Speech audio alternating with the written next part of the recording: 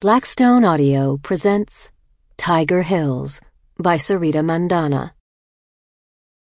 For my grandparents, Cambayanda Deci en Mudea and Charamandasita and Bidapa. Devanna. Chapter 1, 1878. Mutava knew her seventh child was special, had known from the very day of her birth. The day of the herons. It was a clear day in July, with almost 2 months to go before the baby was due, and the sowing season upon them. Mutava had put off leaving for her mother's home. She made her laborious way to the fields instead, and was standing ankle-deep in the flooded flats, when she heard a rustling. She looked up, shading her eyes against the sun and rubbing the small of her back. A flock of herons wheeled overhead. In itself, this was not unusual. There were herons to be seen in every field in Coorg, the flash of their wings startling against bright green paddy. But in all her years, Mutava had never seen as many as were now slowly descending upon the flats. 100 birds, maybe more, flying wingtip to wingtip, casting the sun-drenched fields into shadow.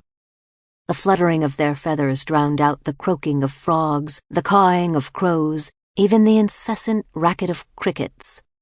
Mutava could no longer hear her brother-in-law's voice carried on the wind, as he called out instructions to the laborers hired to help with the sowing, his words muffled by the steady beat of wings. The birds circled slowly, lower and lower, executing a final sharp turn to land by her feet. Mutava stood surrounded, still absently massaging her back among a sea of silent white. And then, without warning, the herons took wing again. Up they soared on some secret cue all around her, showering her with the glittering droplets of water that rolled off their wings and the tips of their feet.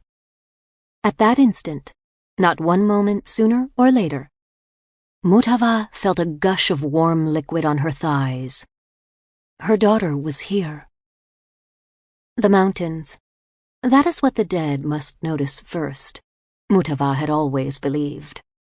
That very first time, when they rose from the funeral pyres, slipping through ash, borne by the wind high into the clouds. And from there, that first dizzying, glorious sight of Coorg.